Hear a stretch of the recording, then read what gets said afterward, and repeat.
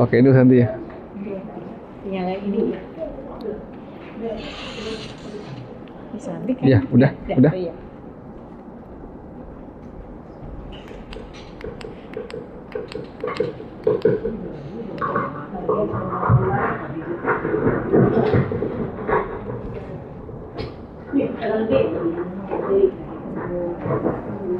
Assalamualaikum warahmatullahi wabarakatuh.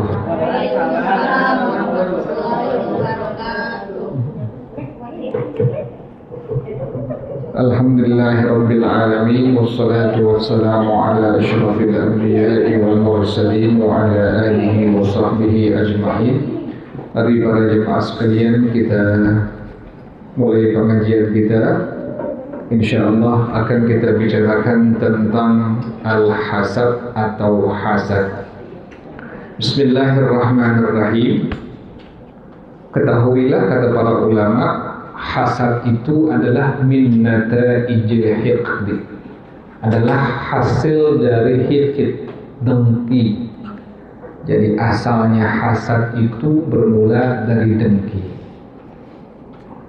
Hasad itu adalah seseorang berkeinginan agar nikmat yang Allah berikan kepada orang lain itu hilang dari orang yang Allah anugerahkan nikmat tersebut, sementara dia tidak menginginkannya. Itu namanya hasad. Ada orang Allah berikan uang misalnya, si A, kemudian si B sangat ingin uang yang ada pada si A hilang, bangkrut, habis. Sementara si B tidak menginginkan uang itu. Itu orang disebut sebagai hasad. Dan hasad ini adalah hasil daripada al-hiqd, yaitu dengki. Orang sekarang apa sih bilang itu? Iri ya. Ada lagi yang sering itu bahasa itu.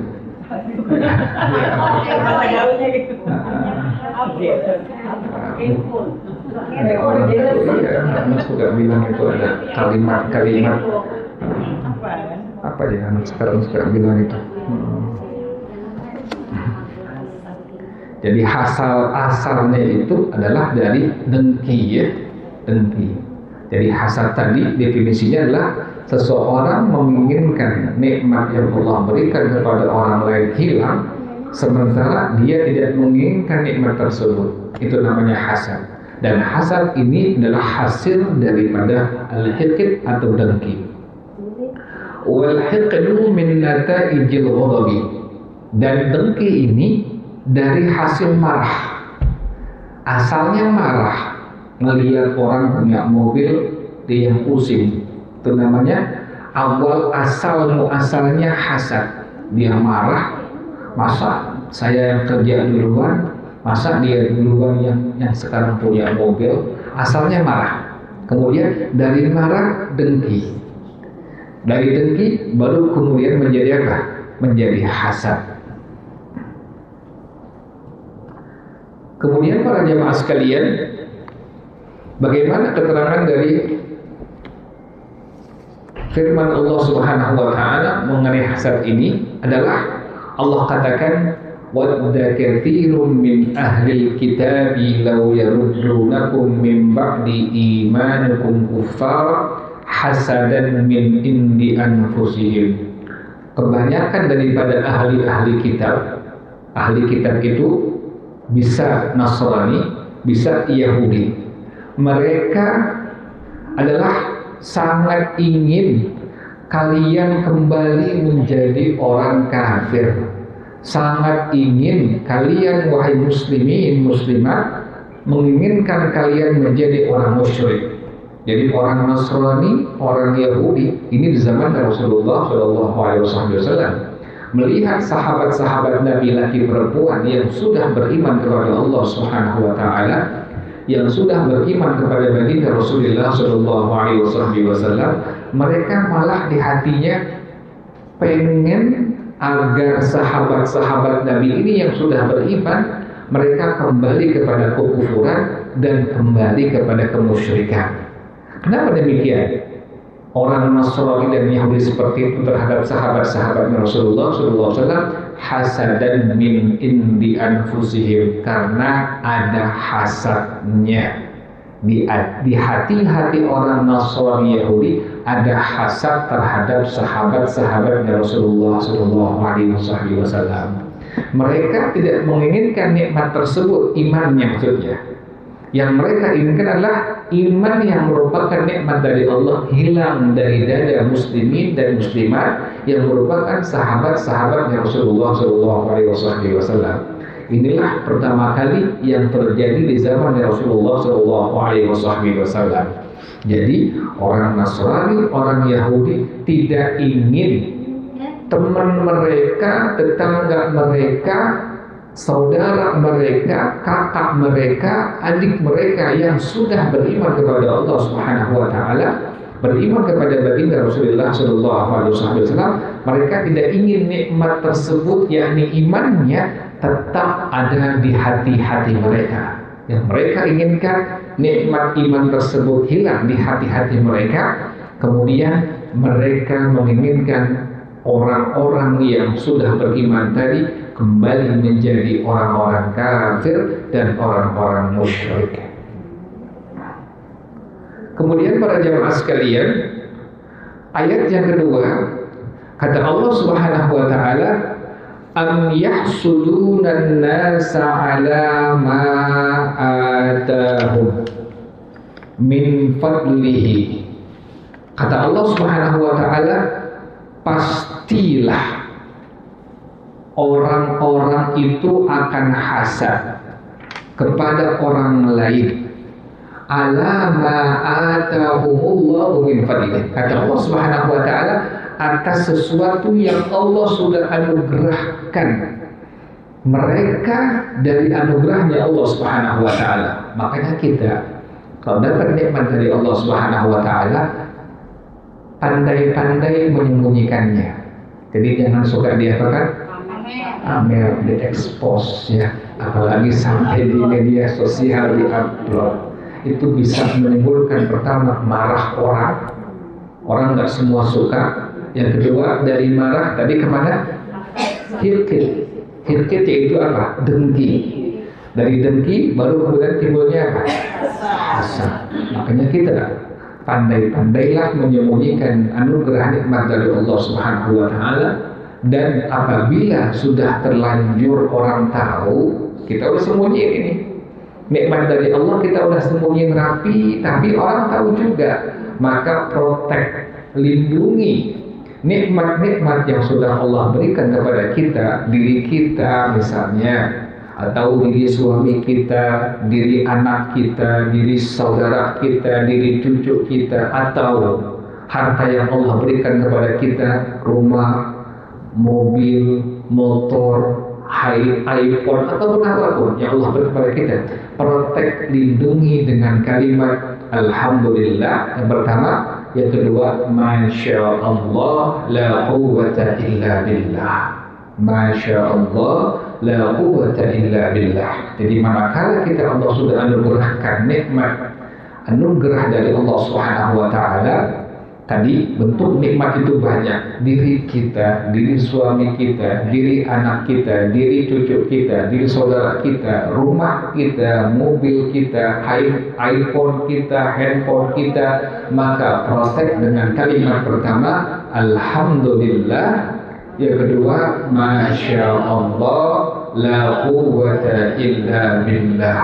Masya Allah la quwwata illa billah. Kenapa demikian? Dengan ucapan tadi, dengan ucapan Alhamdulillah, maka tidak ada kesombongan di hati kita. Dengan ucapan kita mengucapkan kalimat Alhamdulillah, segala puji bagi Allah Subhanahu wa taala, tidak ada kesombongan di hati kita. Kita mengembalikan bahwasanya segala puji bagi Allah, artinya apa?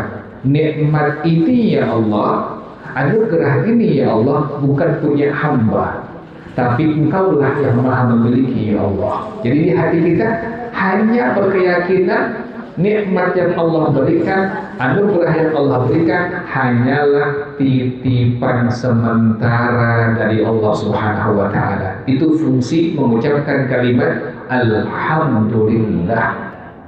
Yang kedua, Masya Allah la quwwata illa billah. Yang kedua, Masya Allah la quwwata illa billah. Kenapa demikian?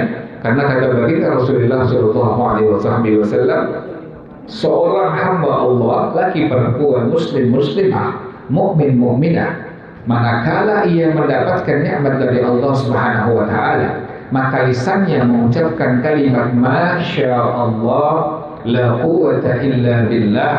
Makanya kita kalau ke Timur Tengah itu suka melihat ada mobil, belakangnya ada kalimat apa? Masya Allah la quwwata illa billah. Kita baca itu pasti ada itu.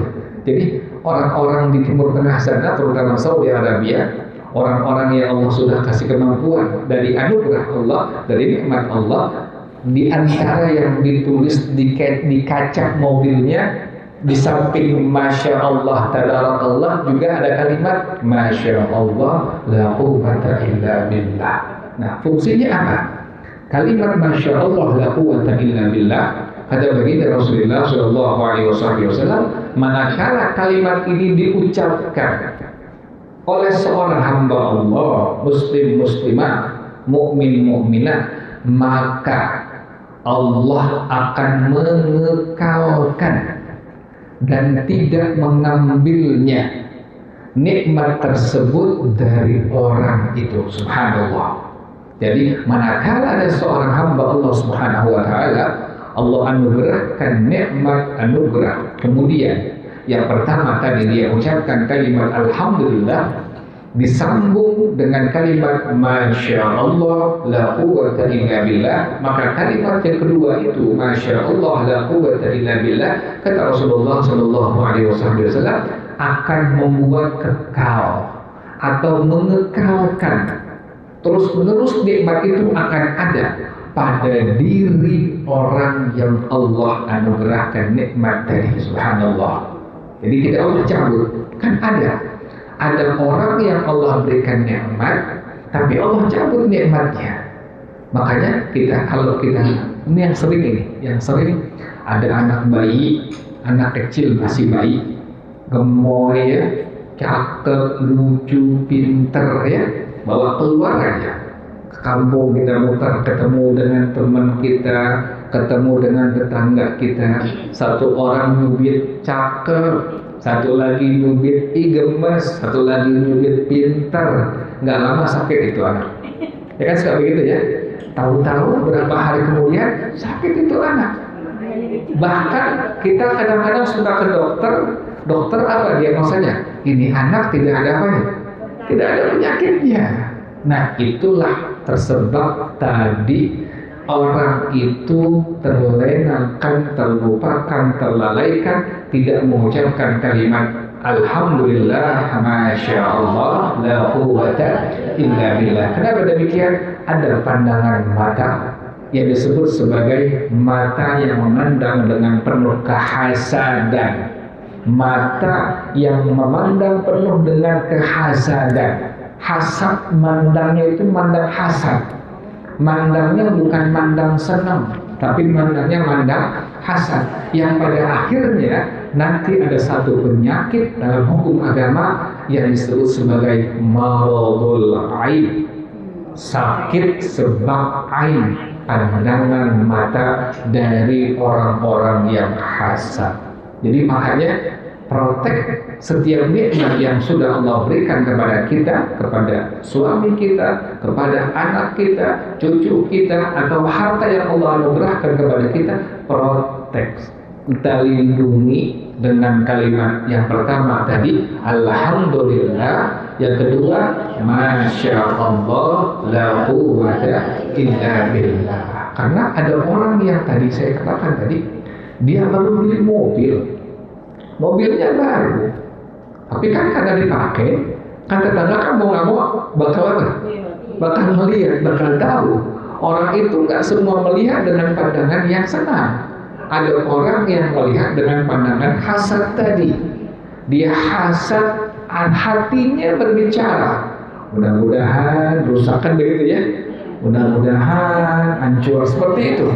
Saya ngalamin, ada beberapa jamaah itu mengatakan, saya punya mobil baru loh ini, dari dealer ini baru mobil ini, belum hitungan tahu masih berapa bulan, kok tahu-tahu ada yang rusak ya, tahu-tahu kok ada yang mesti diganti ya. Saya katakan kepadanya, mungkin kamu lupa memproteksi mobil yang sudah merupakan nikmat dari Allah tadi, anugerah dari Allah tadi, dengan doa, dengan kalimat yang Nabi ajarkan, yaitu adalah alhamdulillah, masya Allah, la quwwata illa billah. Iya benar, saya lupa. Nah, saya bilang itu mungkin karena pandangan mata dari orang-orang yang hasad. Jadi sangat berbahaya, sangat berbahaya. Ada di media sosial itu ada orang yang tampan, ada orang yang ganteng, karena laki-laki, karena sering mengupload fotonya di media sosial negeri Mesir ya, negara Mesir, diupload dari ganteng sampai sakit, sampai menjadi jadi orang yang murung mukanya, sampai dokter mendiagnosa